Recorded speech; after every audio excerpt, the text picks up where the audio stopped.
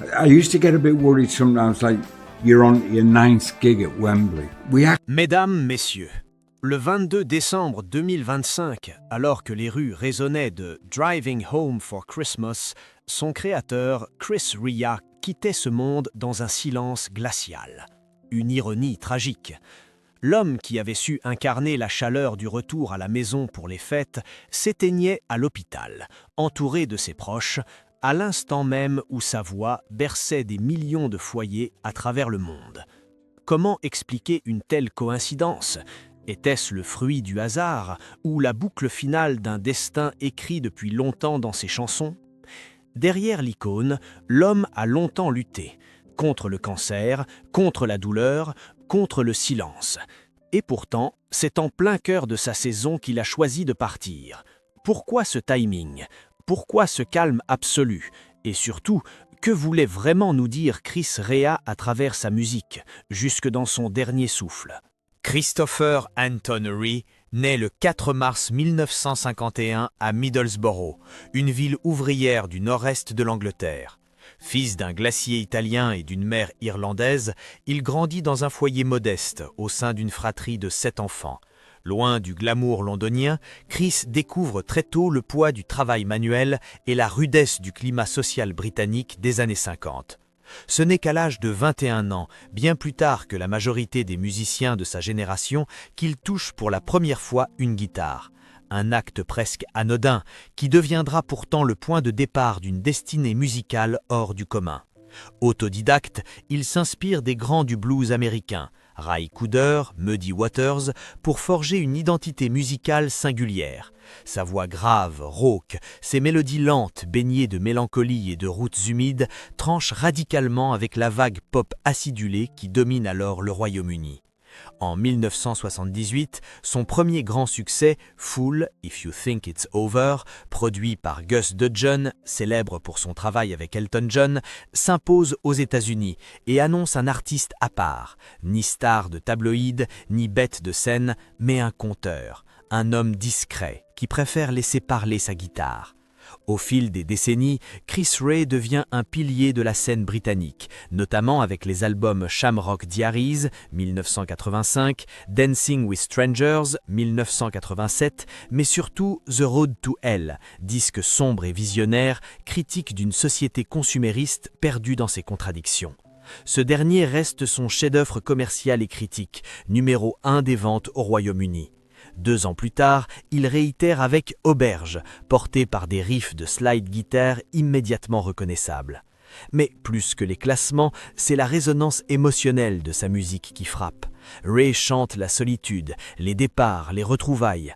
On the Beach, Joséphine et bien sûr Driving Home for Christmas deviennent des classiques intergénérationnels. Cette dernière, écrite en 1986, raconte un trajet banal sous la neige, mais s'impose avec le temps comme l'un des hymnes les plus tendres et authentiques des fêtes de fin d'année. En parallèle de ses succès, il se tient à l'écart des médias, refusant les grands shows, préférant les petites salles, les longues tournées intimes.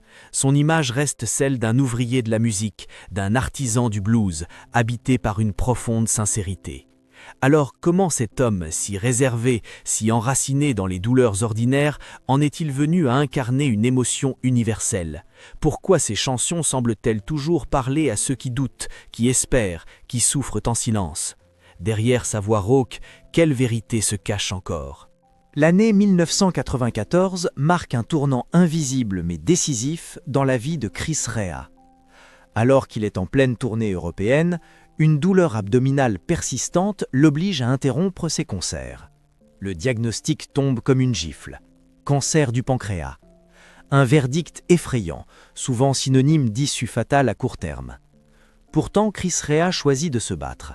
Il subit une intervention chirurgicale lourde, au cours de laquelle les médecins lui retirent une partie du pancréas, une portion de l'intestin et la vésicule biliaire. Après l'opération, il doit vivre avec un traitement à vie contre le diabète, des injections d'insuline quotidiennes et une alimentation strictement contrôlée. Mais ce n'est pas la fin. Contre toute attente, il revient en studio en 1998 avec l'album The Blue Cafe, comme s'il refusait de céder à la maladie. Ce disque marque un virage esthétique vers un blues plus pur, plus cru. Son jeu de guitare devient plus intense, plus viscéral. Les critiques saluent cette résurrection artistique. Mais derrière la façade, Chris Rea est affaibli. Il commence à parler de la mort comme d'une compagne silencieuse, omniprésente mais invisible. « Chaque chanson que j'écris est peut-être la dernière », confiera-t-il en 2002 dans une interview accordée au Guardian. En 2001, après une série d'hospitalisations, les médecins lui annoncent qu'il ne pourra plus subir d'autres opérations. Il décide alors de quitter les maisons de disques majeures et crée son propre label, Jazzy Blue. Sa production devient prolifique, presque compulsive. Entre 2002 et 2007, il enregistre plusieurs albums autour du blues, dont Dancing Down de Stony Road, une œuvre sombre, marquée par la souffrance et la foi. Dans cet album, il chante comme un survivant, un homme qui vit à contretemps, chaque note étant une respiration gagnée sur l'inéluctable. Mais c'est en 2016 que le corps finit par l'abandonner partiellement. Chris Rea est victime d'un AVC qui touche l'hémisphère gauche de son cerveau. Il perd partiellement l'usage de la parole et sa motricité est altérée. Pendant plusieurs mois, il suit une rééducation pénible, avec l'aide de son épouse Joanne et de ses 2 filles, Joséphine et Julia. Il doit réapprendre à parler, à jouer, à marcher. Beaucoup croient que c'est la fin de sa carrière, et pourtant, 1 an plus tard, en 2017, il remonte sur scène pour une dernière tournée. Fatigué, tremblant parfois, mais habité d'une intensité fébrile. Lors d'un concert à Oxford en décembre 2017, il s'effondre sur scène en pleine interprétation de The Road to Hell. Le silence est glacial. Transporté à l'hôpital, il en ressort quelques jours plus tard, épuisé mais vivant. La vidéo de sa chute fait le tour des réseaux sociaux. Certains fans hurlent à l'acharnement, d'autres saluent son courage. Cette même année, il publie Road Songs for Lovers, un album qui ressemble à un testament. Dans la chanson The Last Train, il chante « I know the track is ending, but I'll stay till the last sound fades ».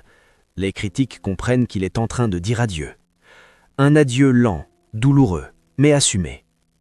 Comment expliquer cette détermination quasi déraisonnable à continuer malgré les douleurs, les limites physiques, les avertissements médicaux? Était-ce une manière de repousser la mort ou bien un pacte intime avec elle? Tu joues, j'attends.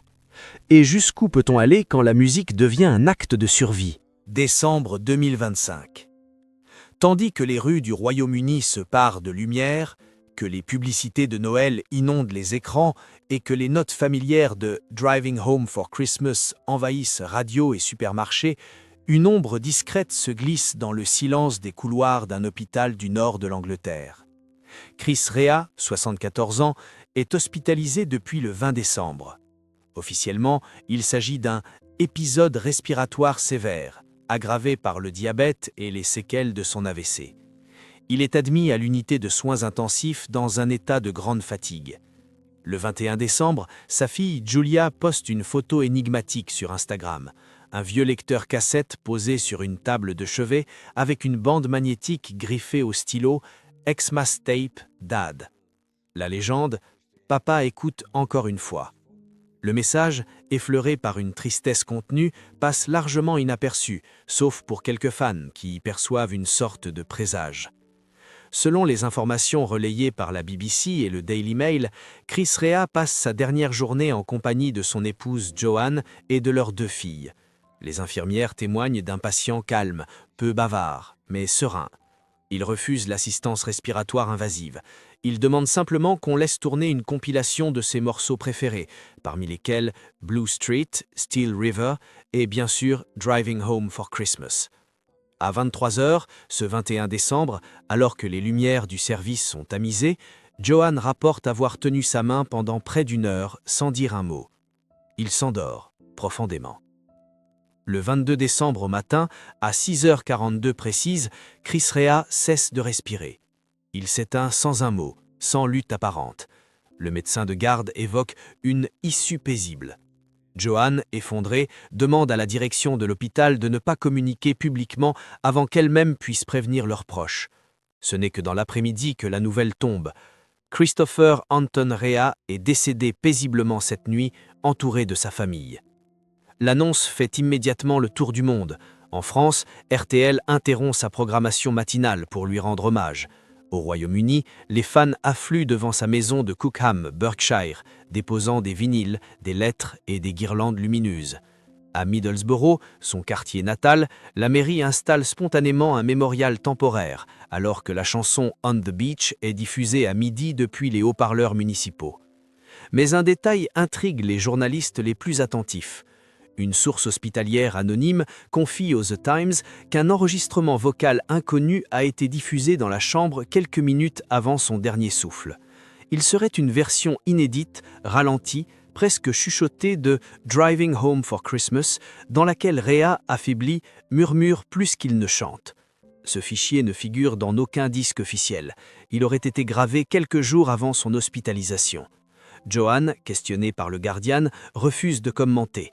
Certaines choses doivent rester privées. Cette scène alimente les spéculations. Sur les forums de fans, une théorie gagne du terrain. Chris Rea aurait préparé lui-même la bande-son de sa mort, une manière poétique de rentrer à la maison une dernière fois, non pas en voiture, mais en musique. Pour d'autres, cette version inédite est un simple geste intime, sans intention de publication. L'émotion est mondiale. Le 24 décembre, lors de la messe de minuit à l'église St. Mary's de Middlesbrough, l'organiste joue Joséphine en version instrumentale. À Londres, une projection spontanée de ces clips est organisée sur les façades de Camden. Et dans les classements musicaux, Driving Home for Christmas remonte aussitôt en tête, un phénomène jamais observé depuis sa sortie en 1986. Ironie du sort, ou boucle parfaite, Chris Rea, l'homme de peu de mots, a quitté ce monde au moment précis où sa chanson la plus douce résonnait à l'unisson sur toute la planète. Certains y voient un hasard, d'autres un signe, et les plus proches affirment que c'était exactement ce qu'il aurait voulu, partir discrètement, mais laisser derrière lui une onde de chaleur dans les cœurs. Il ne reste qu'un mystère. Que contenait exactement cet enregistrement final? Est-ce une simple reprise ou un dernier message caché? Et pourquoi Joan a-t-elle tant insisté pour qu'aucune image de ces dernières heures ne soit partagée? Voulait-elle protéger l'ultime pudeur de l'homme ou préserver une vérité plus profonde, plus difficile à entendre? Depuis toujours, Chris Rea n'a jamais été un homme de lumière. Peu médiatisé, souvent absent des grandes scènes, il se méfiait de la célébrité. Pourtant, à mesure que les jours passent depuis sa disparition, un constat s'impose. Peu d'artistes ont laissé une empreinte aussi intime, aussi universelle. Son décès, survenu à la veille de Noël, a bouleversé bien au-delà de ses fans de la première heure. Des artistes britanniques comme Mark Knopfler, Elton John ou Annie Lennox lui ont rendu hommage en soulignant une authenticité rare dans l'industrie musicale. Knopfler, notamment, a déclaré sur X, ex-Twitter, « Chris ne chantait pas pour vendre, il chantait pour survivre ». Sa famille, restée discrète, a transmis une lettre manuscrite lue par sa fille Julia lors d'une veillée privée à Cookham. Papa pensait que les notes avaient plus de pouvoir que les mots. Il disait que le blues n'était pas une musique triste, mais un abri pour les âmes fatiguées. Les témoignages affluent, de fans anonymes, de chauffeurs routiers, de retraités, de familles en deuil. Tous racontent comment une chanson de Chris Rea les a accompagnés à un moment clé. Un divorce, une perte, un voyage, une réconciliation. Driving Home for Christmas est cité comme la bande-son d'innombrables retours au bercail, de silences pleins de sens, de larmes sur l'autoroute. Au-delà de son œuvre, c'est sa posture d'homme simple, digne et vulnérable qui touche. Son refus de se plaindre publiquement malgré la maladie, son insistance à enregistrer lui-même ses albums, même affaiblis, son humilité quand on lui rappelait ses succès. Un ancien technicien de studio, David Marsh, se souvient « Il arrivait en silence, une thermos à la main, et disait juste « Allons chercher ce qui est vrai ». Et si c'était là le secret de Chris Rea? Ne jamais forcer l'émotion, mais la laisser couler, avec cette lenteur précise qui finit toujours par atteindre le cœur. Son dernier souffle, comme ses chansons, était peut-être une note suspendue, à écouter longtemps après qu'elle s'est tue.